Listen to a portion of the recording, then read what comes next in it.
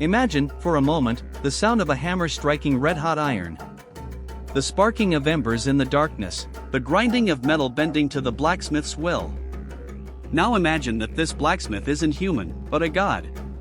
And that each strike of his hammer forges not just a tool, but humanity's very destiny. Among all the warrior deities that have walked through humanity's myths and legends, few carry the primordial and transformative power of iron like Ogun. He isn't just a god of war, he is the lord of transformation, the one who takes the raw and makes it useful, who takes the impossible and opens a path. From the dense forests of West Africa to the crossroads of the modern world, Ogun represents something that transcends cultures and eras, the force that drives us to face obstacles, to transform raw matter into creation, to open paths where once there was only darkness. But to truly understand who Ogun is, we need to go back in time, to the lands where his legend was born and forged like the very iron he commands. Our journey takes us to the vast lands of West Africa, where today Nigeria, Benin, and Togo stretch across the landscape. Here, in the savannas that meet the tropical forests, flourished one of the most sophisticated and spiritually rich civilizations of the African continent, the Yoruba people. Long before the arrival of Europeans, long before the world knew of Africa's spiritual treasures, Yoruba city-states like Ife and Oyo were thriving centers of commerce, art, and spiritual knowledge. It was a civilization that deeply understood the connection between the material and the spiritual, between the work of hands and the power of the gods. And it was in this context, among forges that burned day and night and paths that cut through seemingly impassable jungles, that the figure of Ogun was born. But here we encounter one of the most fascinating mysteries of African spirituality. Where does history end and where does myth begin? Some scholars believe that Ogun may have been, in his most remote origins, a real warrior king. A leader who stood out both for his military skill and his mastery of metallurgy, a revolutionary technology for the time. Over generations, the stories of this exceptional leader were told and retold around fires. With each telling, the deeds became more grandiose, the powers more extraordinary. The king blacksmith transformed into the god king. The military commander became the general of the heavens. The knower of iron became the very lord of metals. This process of deification wasn't uncommon in African culture. It was a way to preserve not just the memory of great leaders, but also the values and knowledge they represented. As Yoruba trade routes expanded, carrying not just goods but also ideas and beliefs, the figure of Ogun began to travel. Merchants carried his stories to other lands. Warriors invoked his name in distant battles. And when the terrible reality of slavery forced millions of Africans to cross the Atlantic, they carried Ogun in their hearts. In the slave quarters of Brazil, in the sugar fields of Cuba, in the ports of New Orleans, the figure of Ogun remained alive through oral tradition. Whispered from mother to child, sung in work songs, invoked in moments of despair and hope.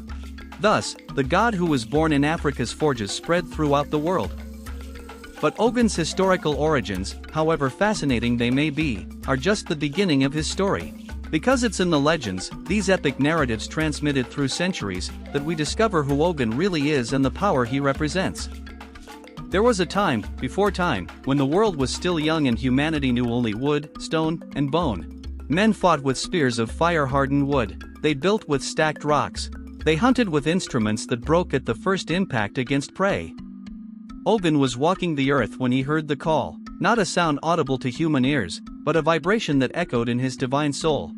He followed this call to a mountain that guarded ancient secrets. With his own hands, Ogun dug, excavated, until he found those first pieces of ore.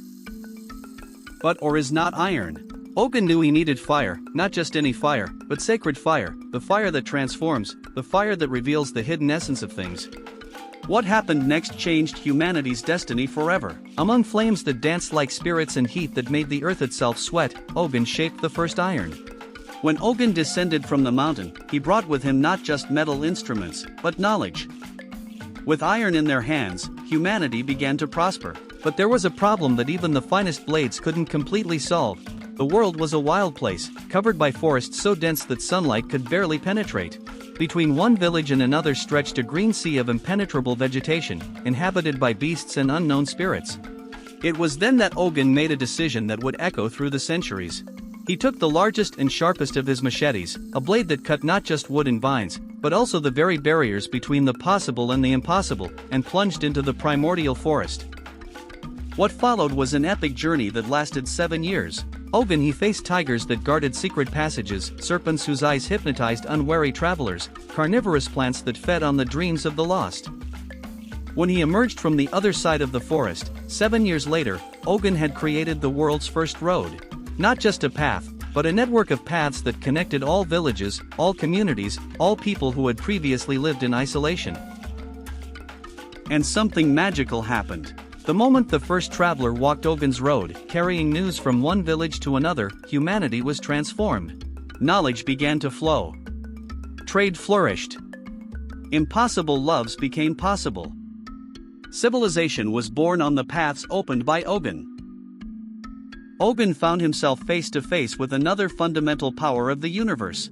Eshu, the Lord of Crossroads, the guardian of portals between worlds, the messenger who moves between the divine and the human. Eshu had observed Ogun's entire saga with growing interest. He saw how the Lord of Iron had opened paths, protected humanity, forged progress. But Eshu understood something that Ogun was still learning: paths without guardians become dangerous. Portals without protection let through both good and evil. You open the paths, Eshu said to Ogun, but who will protect them? You forged the tools of progress, but who will ensure they're used with wisdom? The two divine powers then made a pact that would forever shape the relationship between progress and wisdom. Ogun would continue to open paths, but Eshu would be the guardian of crossroads. They established that at every crossroads, not just the physical ones, but the metaphorical ones, the decision moments in each person's life, there would always be a choice. Ogun would offer the tools and courage to move forward, but Eshu would ensure that each person faced the consequences of their choices. This pact created a fundamental balance in the universe. Progress without wisdom leads to destruction. Wisdom without action leads to stagnation. The legends of Ogun, transmitted through centuries by voices that refuse to let ancestral wisdom die, bring us much more than simple entertainment. This African spiritual tradition, preserved through orality over millennia, represents a treasure of wisdom that the modern world is only beginning to rediscover. The preservation of these oral traditions represents one of the greatest victories of human cultural resistance. Through centuries of persecution, slavery, colonization, and attempts at cultural erasure, Ogun's stories survived. African mythology, of which Ogun is just one of many treasures, awaits our exploration. Each Orisha, each legend, each tradition carries teachings that can enrich our understanding of the human experience. Don't forget to like this video, subscribe to the channel, and hit the notification bell. This helps us a lot to keep bringing these epic stories to you. See you on the next journey. Bye.